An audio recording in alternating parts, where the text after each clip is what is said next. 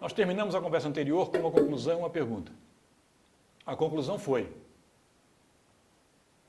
tudo que nos resta nesse momento grave da vida brasileira é a democracia.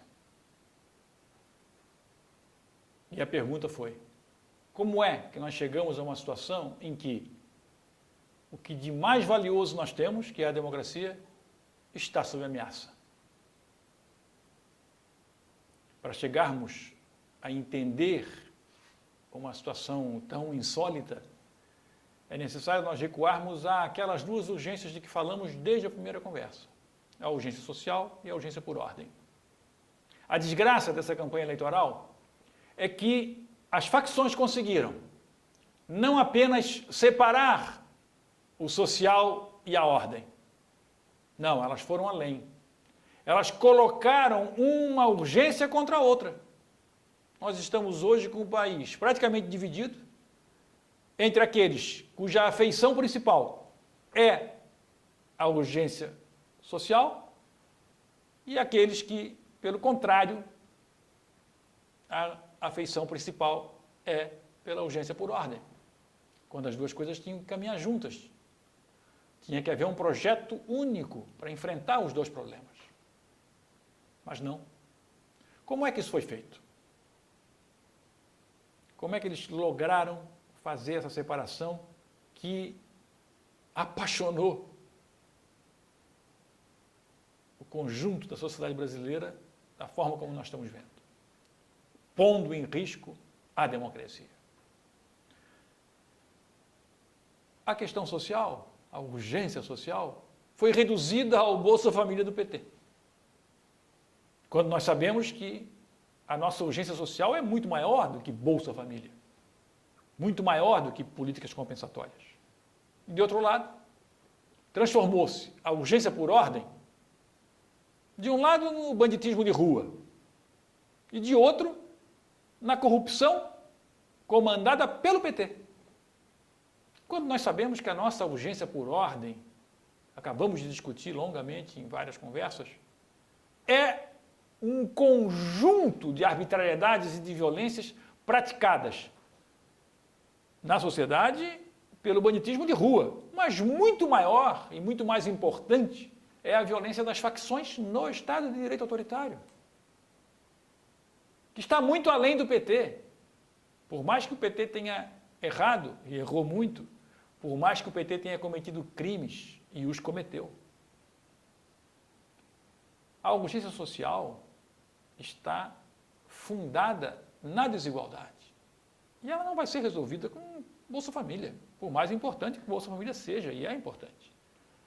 Mas não, a nossa urgência social diz respeito à nossa dinâmica como um todo. A nossa urgência social começa com emprego, começa com desenvolvimento econômico, começa com educação que forme o brasileiro para enfrentar as dificuldades da vida, para enfrentar as dificuldades do mundo do trabalho. E isso nós não vamos fazer enquanto estivermos represando a riqueza social, a renda social, entre os muito ricos, como nós estamos fazendo. As camadas médias sofrem brutalmente o problema da urgência social. Às vezes elas não sentem. E, por não sentirem, não atinarem com o problema, é que acabam achando que o problema é a ordem apenas, e separa a desigualdade, o social, da desordem. Não. Um exemplo simples. Plano de saúde. Tem gente da classe média que se orgulha de pagar um plano de saúde caro, quer dizer, transforma em triunfo os seus próprios sofrimentos. Quando o certo era nós termos um bom SUS, um bom sistema de saúde que permitisse a classe média usar. Porque aí ela não pagaria duas vezes. Hoje ela paga duas vezes. Ela paga o imposto para ter um SUS que funciona mal, que não a atende. E paga o plano de saúde caro. Tem gente que prefere fazer o quê?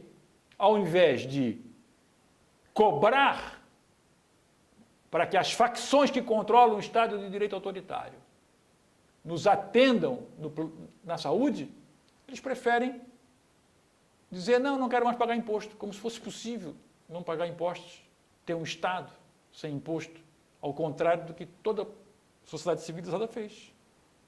Você paga imposto para ter um Estado que funcione. Aí no Brasil tem gente que não quer pagar imposto, prefere pagar o plano de saúde, mas aí, ao invés de brigar para não precisar mais pagar plano de saúde, quer parar de pagar imposto, que é impossível, porque não tem como não pagar imposto. Isso aí faz o quê? Protege os muito ricos, porque são eles que deveriam pagar mais impostos do que pagam, evidentemente. Pelo lado da ordem, fica se reduzindo o problema da ordem ao problema do banditismo de rua? Não. Nós temos que enfrentar a desordem que vem do Estado contra a sociedade. E para enfrentar essa desordem, não dá para ter o campeão, o candidato campeão da ordem, com propostas que beiram o ridículo, terceirizando a segurança de rua para o cidadão comum. Vou dar uma arma para você e você se vira. Vou dar uma arma para você e você se defende, como se isso fosse solução, transformar a sociedade num bang-bang. De modo que nós estamos hoje de volta a 64 com uma mistura de 88. 64 nós estávamos entre a ditadura e a democracia e optamos pela ditadura. Mais de 20 anos de ditadura não resolveu coisa alguma. As urgências permaneceram. Fizemos o experimento agora de 30 anos de democracia, mas mantivemos o Estado de Direito autoritário. Veja só o que nós fizemos. Nós elegemos algumas vezes presidentes saídos de forças da democracia. Mas, ao mesmo tempo, elegemos congressos ligados aos partidos que vieram da ditadura. Nós nunca fizemos uma opção para valer pela democracia. Porque mesmo quando a gente elegia um presidente que poderia ir na direção democrática, nós botamos no Congresso um conjunto de forças que puxavam para trás e que obrigavam as negociatas que sustentam as facções. Então, o velho veio engolindo o novo ao longo desses 30 anos. Mas isso também é culpa nossa, porque nós não fizemos uma opção clara. Não, vamos para a democracia, então vamos votar de cabo a rabo numa alternativa democrática. E agora aparece gente dizendo que a alternativa para a democracia brasileira é votar de cabo a rabo numa alternativa autoritária, que vai nos tirar a democracia.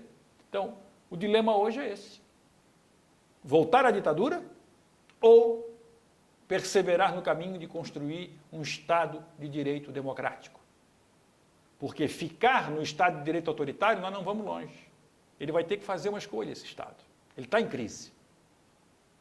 Ou ele vai fazer uma escolha por mais direito, Estado de direito, e aí incorporando a democracia, ou ele vai fazer uma escolha por mais autoritarismo, e aí indo para o Estado ditatorial.